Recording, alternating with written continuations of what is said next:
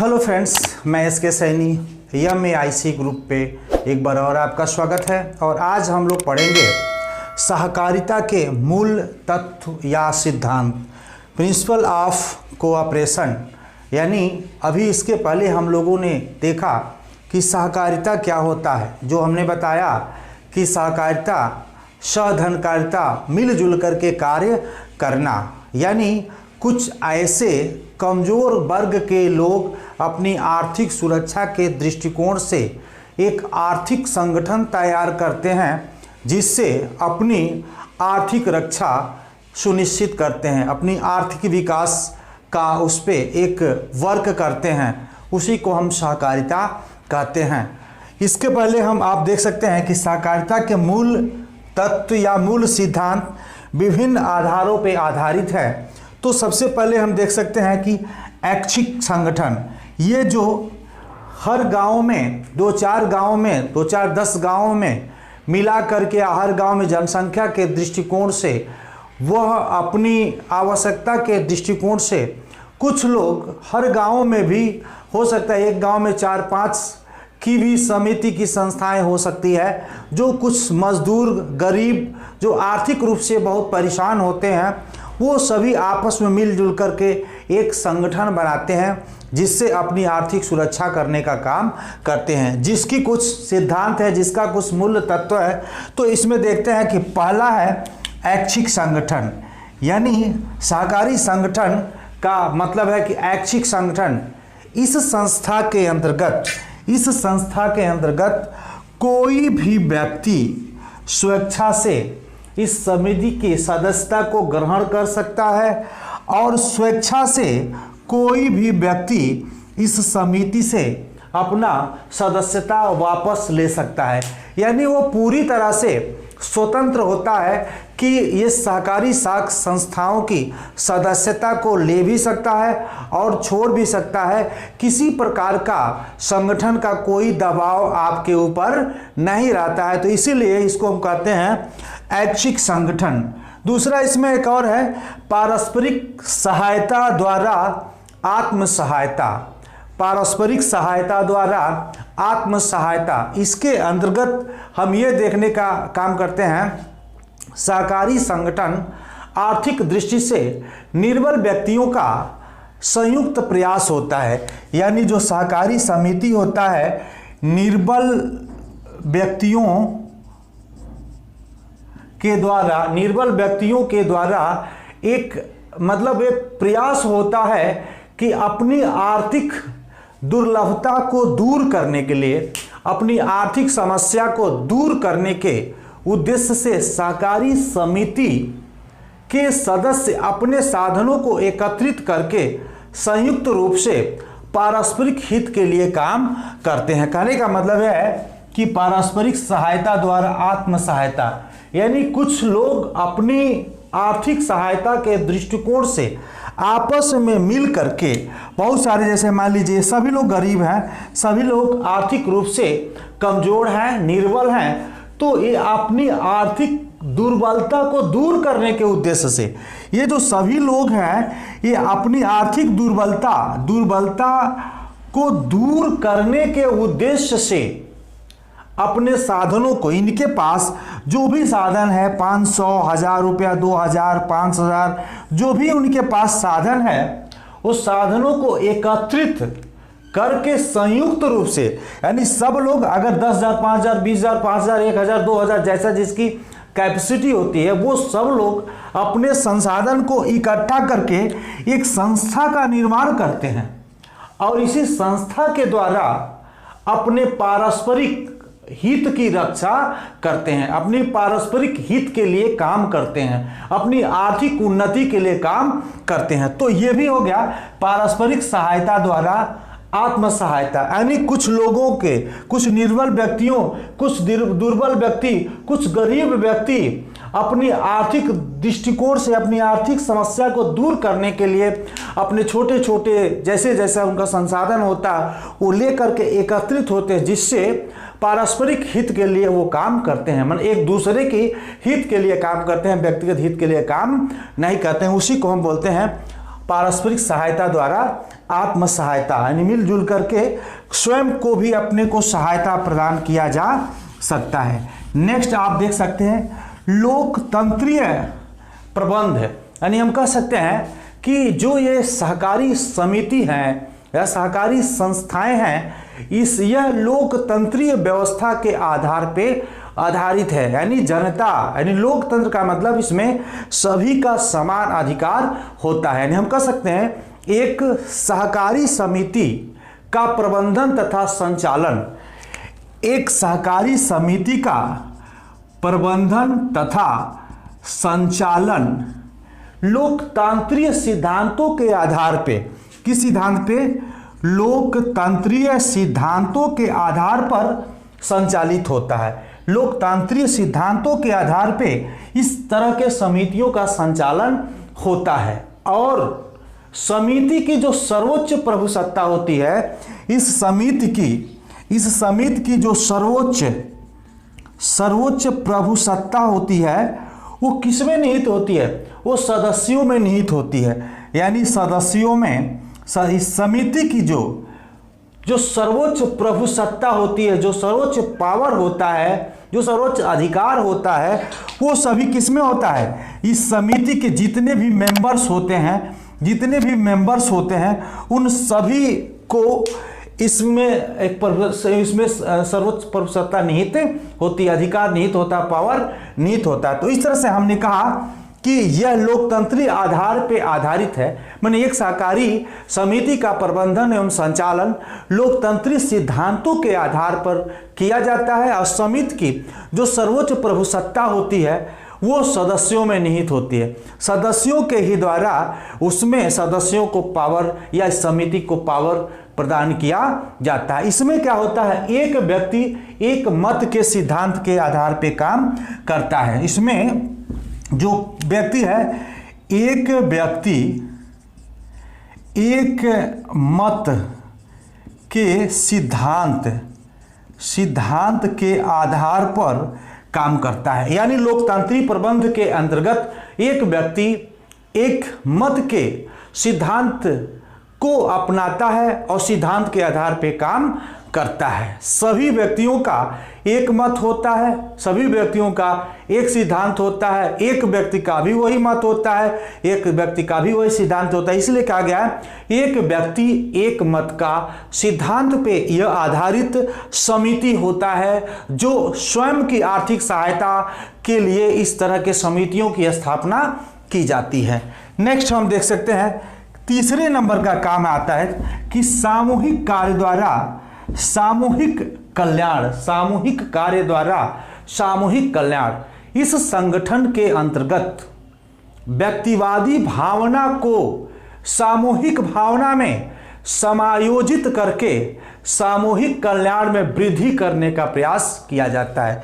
यानी इस संस्था के द्वारा, इस संगठन के द्वारा, यानी सामूहिक कल्याण की भावना के दृष्टिकोण को रख करके इस तरह के समितियों की स्थापना की जाती है। मैंने कह सकते हैं इस संगठन के अंतर्गत व्यक्तिवादी भावना, यानी अगर पर्सनल आपका कोई भावना हो, पर्सनल कोई आपका व्यक्तित्व हो, पर्सनल आपका विचार हो, उस भावना से ये काम नहीं किया जाता है। यानी व्यक्तिवादी भावना को सामूहिक भावना में, यानी सामूहिक भावना में यह समायोजित करके सामूहिक कल्याण में वृद्धि के दृष्टिकोण से इस समितियों के द्वारा कार्य किया जाता है। मतलब अगर आपका पर्सनल अगर व्यक्तित्व है तो वो व्यक्तित्व समूह के दृष्टिकोण से, समाज के दृष्टिकोण से, कल्याणकारी के दृष्टिकोण से वो होना चाहिए। इसीलिए कहा गया है कि इस संगठन के अंतर्गत व्यक्तिवादी भावना को सामूहिक भावना में समायोजित करके सामूहिक कल्याण में वृद्धि करने का काम किया जाता है। इसी को हम बोलते हैं सहकारी संगठन, इसी को बोलते हैं सामूहिक कार्य द्वारा सामूहिक कार्य द्वारा सामूहिक कल्याण। यानी समूह के द्वारा जो कार्य किया जाता है वो समाज के कल्याण के दृष्टिकोण के, समूह के कल्याण के दृष्टिकोण से डिसीजन लिया जाता है। नेक्स्ट आपको देख सकते हैं कि खुली सदस्यता, खुली सदस्यता से तात्पर्य क्या है कि इसमें खुली सदस्यता का मतलब क्या है, इसमें किसी भी जाति, किसी भी वर्ग, किसी भी धर्म, किसी भी लिंग को सदस्यता ग्रहण करने का एक अधिकार दिया जाता है। इसमें जाति, धर्म, वर्ग या समाज आदि का भेदभाव नहीं किया जाता है। यानी सभी जाति के, सभी धर्म के, सभी लिंग के, यानी स्त्री पुरुष एंड सभी वर्ग के, अमीर गरीब, सभी तरह के लोग इसकी सदस्यता को ग्रहण कर सकते हैं। इसलिए इसको खुली सदस्यता के भी नाम से हम जानते हैं, खुली सदस्यता के भी नाम से हम जानते हैं। नेक्स्ट है समानता। समानता यानी समानता का मतलब यह है कि समाज में सामाजिक रूप से दो वर्ग होता है, आर्थिक रूप से दो वर्ग होता है, बौद्धिक रूप से दो वर्ग होता है, यानी बहुत तरह के समाज हैं। तो इसके अंतर्गत ऐसा कहीं किसी के साथ ये भावना नहीं है कि ये अमीर है, ये गरीब है, ये बहुत उच्च शिक्षित है, ये कम शिक्षित है, ये अनपढ़ है, ये गंवार है। नहीं, सबको एक साथ लेकर के सभी में समानता पाई जाती है, यानी सबको एक साथ लेकर के चलने का काम किया जाता है। किसी व्यक्ति विशेष के व्यक्तित्व के आधार पे विशेष सुविधाएं नहीं प्रदान किया जाता है, सभी को एक तरह की सुविधाएं प्रदान किया जाता है। इस समिति का अगर जो सदस्य है तो सभी का पावर एक जैसा होगा, उसमें कहीं कोई डिफरेंस नहीं होती। इस भावना से इस समिति की स्थापना की जाती है। नेक्स्ट है नैतिक मूल्यों पर बल। नेक्स्ट है आपका नैतिक मूल्यों पर बल। नैतिक मूल्यों पर बल से तात्पर्य है सहकारी जो समितियां होती है पूंजी का संघ न हो करके, जो सहकारी समिति होती है यह पूंजी का संघ न होकर, यह पूंजी का संघ न होकर के मनुष्यों का संगठन है। ये पूंजी का संघ न होकर के ये मनुष्यों का संगठन है, यानी व्यक्ति पर्सन का यह संगठन है। यानी अगर पूंजी की बात कर जाए तो ये पूंजीवादी से वो ग्रसित हो जाएगा, पूंजीवाद से ग्रसित हो जाएगा। अगर मनुष्य की बात करते हैं तो समाजवाद का ये संगठन होता है। तो हम ये कह सकते हैं ये जो सहकारी समिति होती है ये पूंजी का संगठन न होकर के, पूंजी का संगठन न होकर के ये मनुष्य का संगठन होता है।